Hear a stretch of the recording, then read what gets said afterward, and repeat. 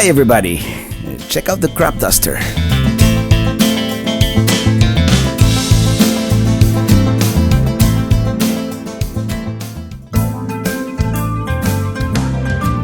I'm riding with my RV, wherever I want to be, 'cause I'm free in my RV.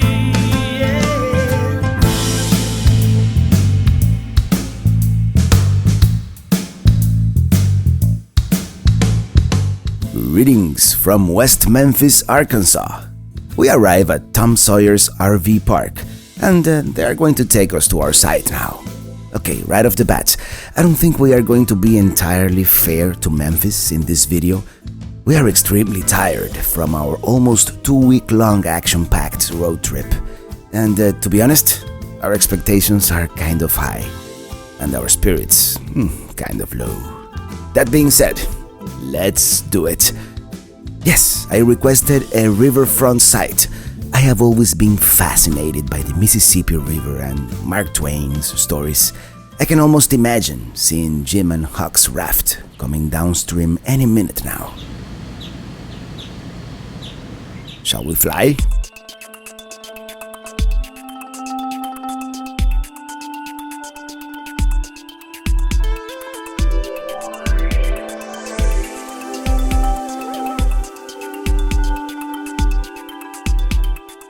We can definitely see downtown Memphis in the distance.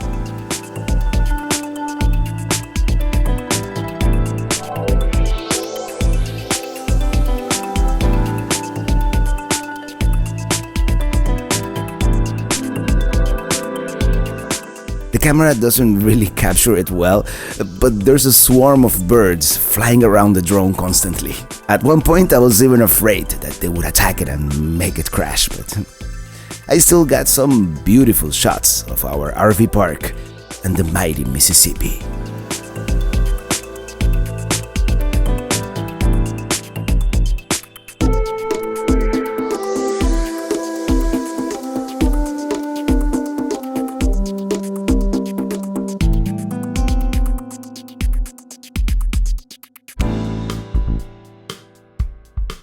Although we are tired from the long trip, we are going to explore Memphis a little bit tonight.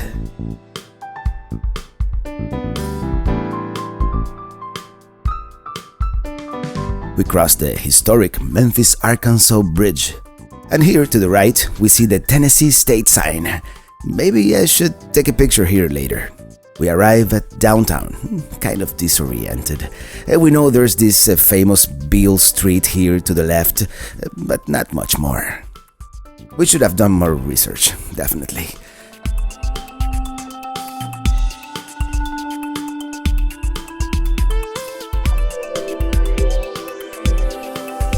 Let's just park right here and explore on foot.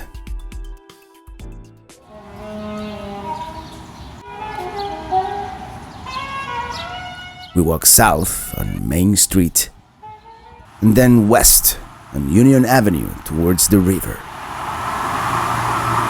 Raptor! We walk along the riverfront and get treated to this beautiful sunset over the Mississippi River.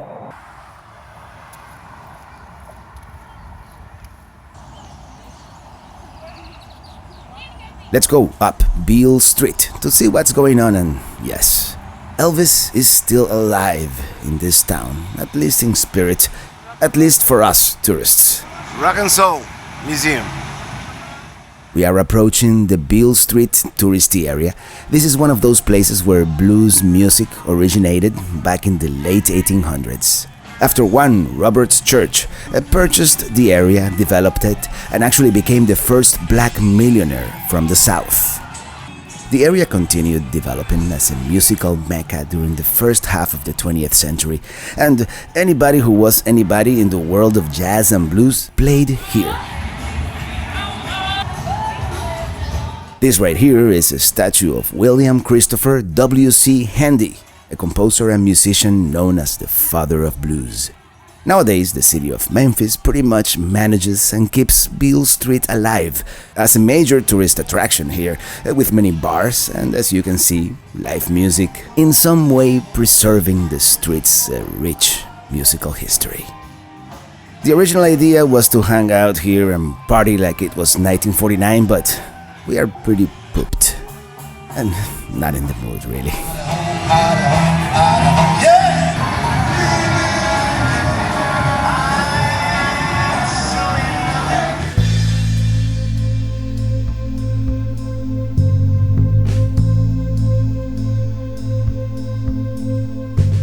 Let's drive around a little more, and I apologize for the dirty windshield. It didn't look nearly as bad in real life.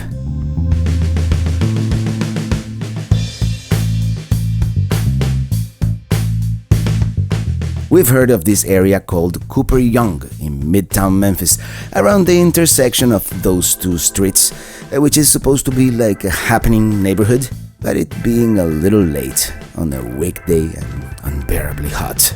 I guess there's not a whole lot going on. We'll come perhaps some other time during the day.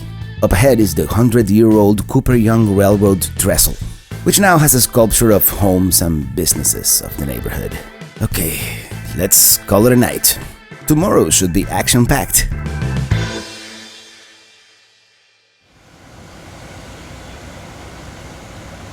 Good morning from Tom Sawyer's Mississippi River RV Park. Nothing like some coffee to begin your day. And we have two kinds. Yes, it is a very pleasant morning here on the western bank of the Mississippi.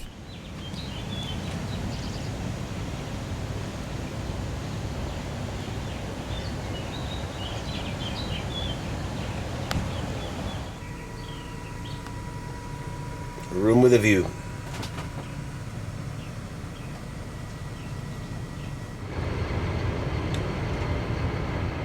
Here's a pusher boat pushing a large barge upstream.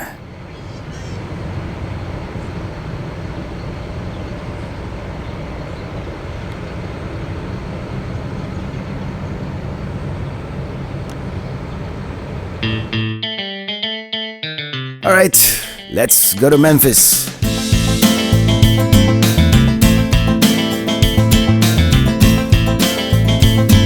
Once again, we go across the river, and this time I am going to take that picture with the Tennessee sign for my future intro.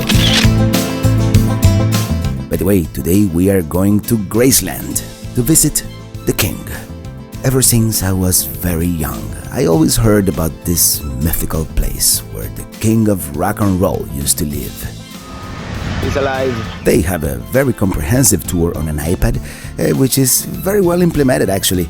I think they are using some kind of iBeacon technology because the iPad knows your location within the house. Very cool.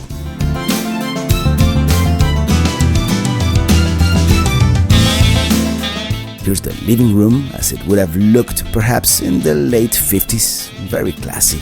And I apologize in advance for the slideshow. They didn't allow video recording, and I guess I am becoming a rule follower in my older years. Scary thought. Here's the mother's room and the dining room. Actually, some rooms are decorated in 1950s style, while others span to the 60s and 70s. Here's the kitchen, for example, as it looked in the mid-70s. He even had a closed-circuit TV security system.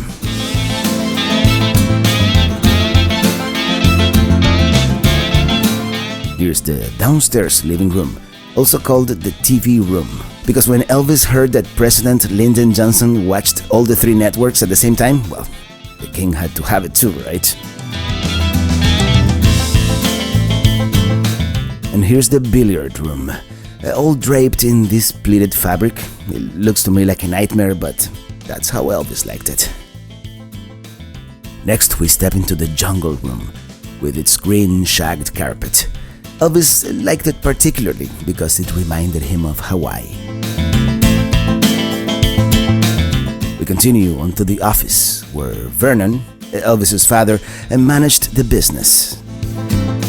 Here's a model of Elvis Presley's birthplace in Tupelo, Mississippi, and we might visit that soon. Elvis's beloved horses.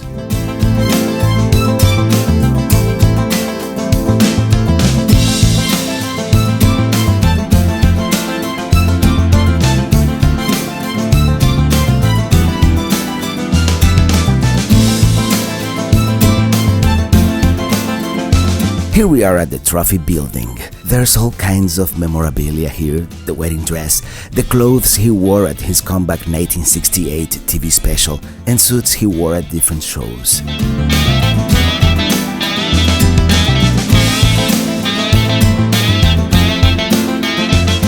The handball court with the pinball machine, and this lounge, and the last piano he ever played, just hours before his death.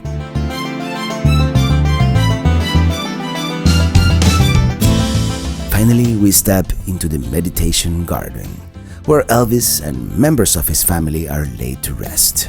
Elvis Aaron Presley, January 8, 1935 to August 16, 1977. Next, we're going to visit Elvis's custom-designed planes. This right here is the Lisa Marie, named after his daughter. He bought her in 1975. It is too bad he didn't get to enjoy it for a very long time.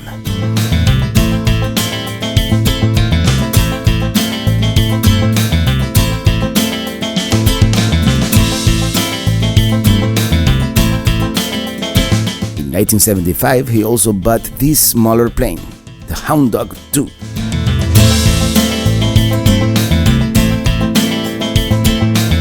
There are all these other rooms all over the property with all kinds of memorabilia, and then there's the car museum. The automobile museum. And you know, Elvis liked fast cars. That was his thing too. Here's a 1975 Dino Ferrari and the Blue Hawaii pink Jeep. There are over 15 cars here that he owned. The 1973 Stutz Black Hawk, and the most famous, pink Cadillac. By the way, the planes and the cars are part of the Platinum package, which is very expensive, but hey, we're going to do this once in our lives. Time to go. Worth mentioning, the Heartbreak Hotel.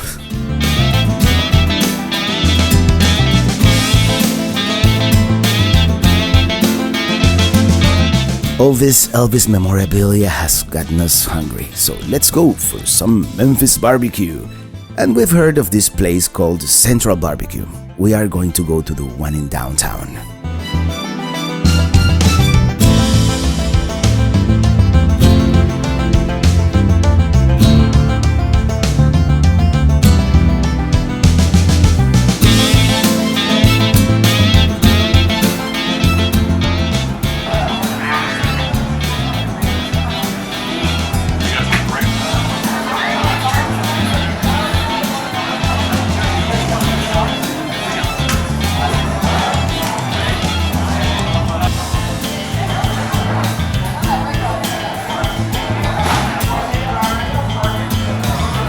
Here we opt for some craft beer and the full slab, which is $21.99, half wet, half dry. And while it wasn't perhaps as good as the one in St. Louis, it was still really good. I mean, it is really hard to decide which is best.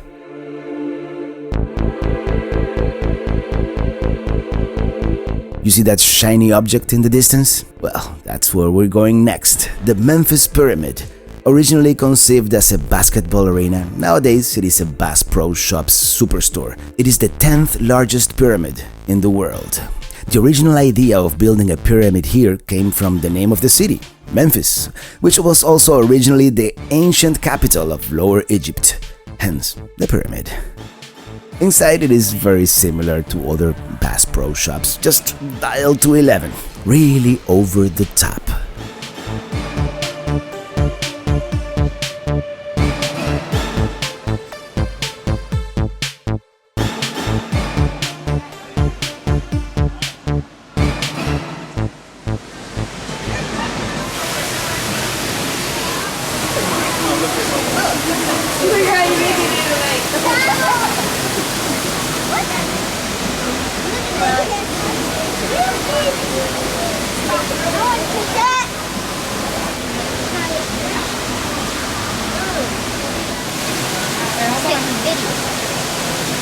Nation's tallest freestanding elevator. You're flying over 300 feet in the air. Now that's taller than the Statue of Liberty. Yes, here they have the tallest freestanding elevator in the United States, going to the top of the pyramid. And from the top, we get these amazing views of Mud Island and the Mississippi River, the Hernando de Soto Bridge,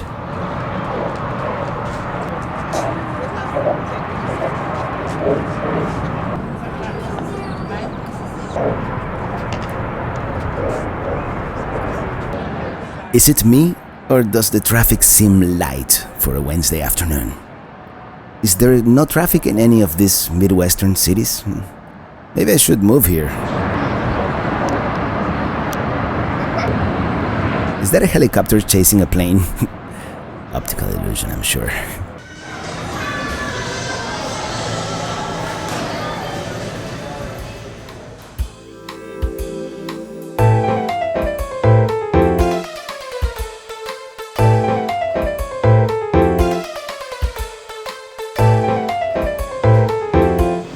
Freestanding elevator in the world. Okay, let's go.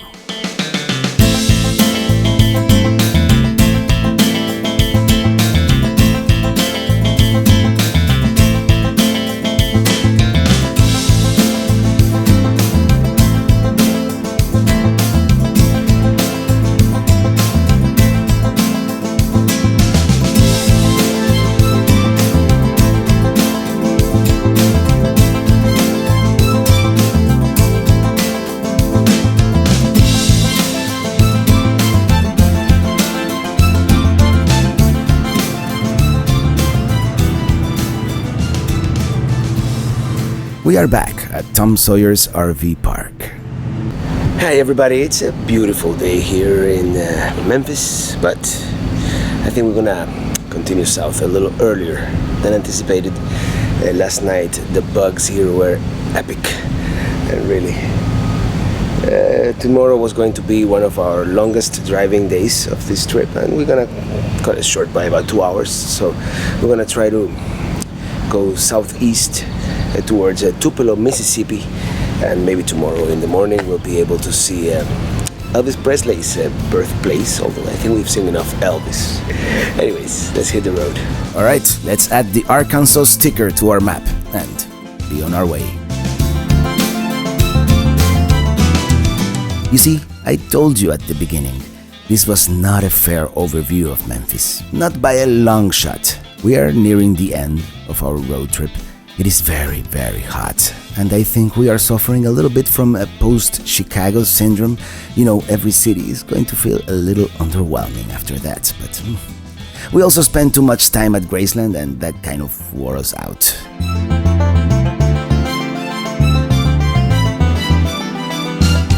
Let's fill up the tank and drive south.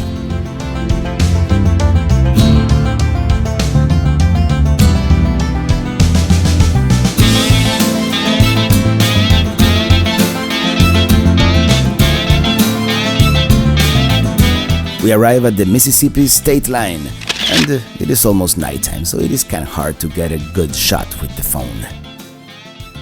We drive into the night, southeast on Interstate 22. About 2 hours later, we arrive at the Walmart in Tupelo, Mississippi.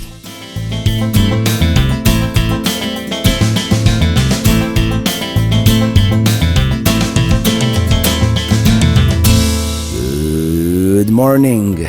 And since Elvis has been one of the main subjects of this video, might as well visit the King's birthplace, which is very close.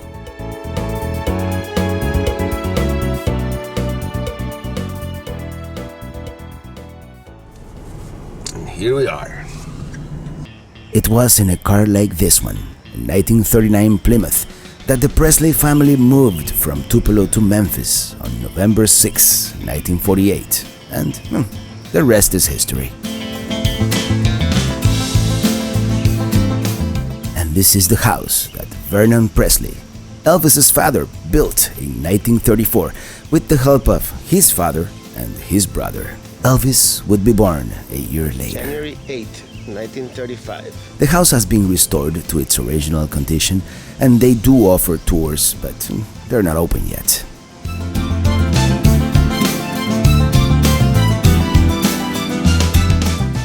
Around the house, they have all these plaques on the floor describing different events in Presley's life. Very interesting.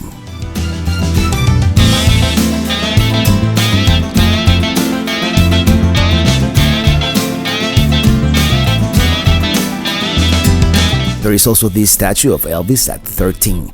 Very careful consideration was taken to figure out his likeness through period photographs, his height, and the clothes he might have worn as a poor boy in the South. This church from Elvis's childhood has been moved here because it was a pivotal moment in his formation as a musician.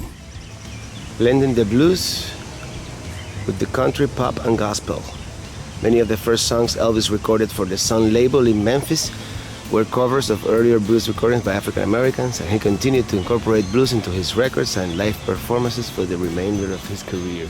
Here he was exposed to Southern gospel music, which became a staple in his musical repertoire. It was here that he learned his first guitar chords from the Assembly of God minister Brother Frank Smith. It is all very well maintained, and I would actually like to stay until they open, but at the same time, the road is calling. We are anxious to continue on our journeys south. Next up, the Florida Panhandle.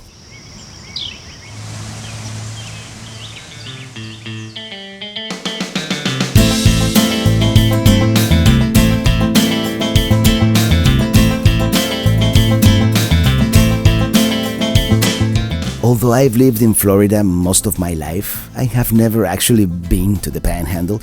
I went through it once in '96 on the way to New Orleans, but now we are going to visit and enjoy the crystalline waters of the Emerald Coast. And yeah, it is a pretty dull drive for the most part.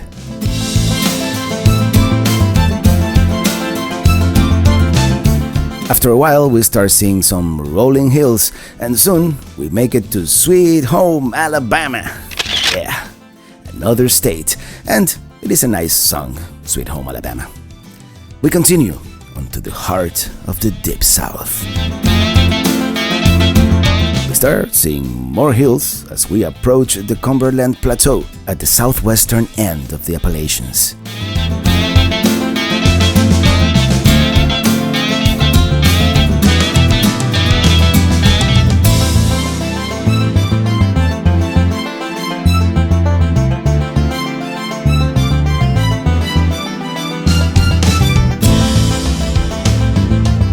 We approach Birmingham, Alabama's largest city. We change course, now due south on Interstate 65.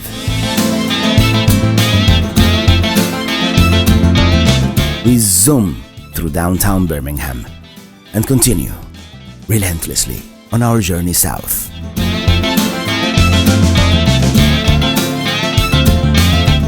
Is that a rainbow in the sky or some kind of optical illusion?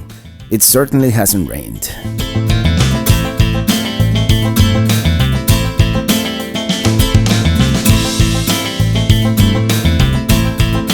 Let's break for lunch. This is too long of a drive.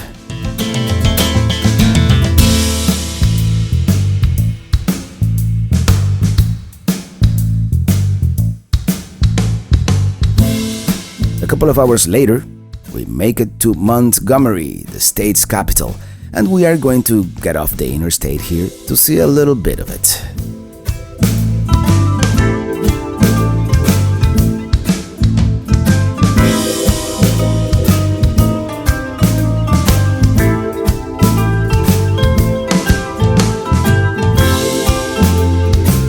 We are cruising along Beale Street and then Madison Avenue. Well, we have to at the very least pass by the Alabama House on Capitol Hill, listed in the National Registry of Historic Places as the first Confederate capital. And here it is, to the left.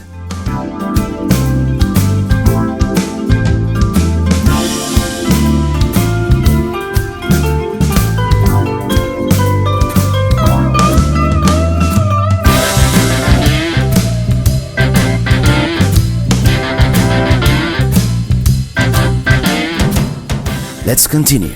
Florida awaits. There's no interstate from here to Destin, so the straightest and fastest way is through some of these less important roads. This is US 55 South. We continue on US 29. And then on to Alabama 137, very close to the Florida border now. I don't know why the GPS took us this way. Actually, there seems to be another faster, straighter way, but who knows? Look at the sign, look at the sign. We are now in Florida. Yeah, it is a small sign. Anyways, here we are. And for the next 2 days, we are going to take, if you will, a vacation from our vacation, enjoying the warm waters of the Gulf of Mexico.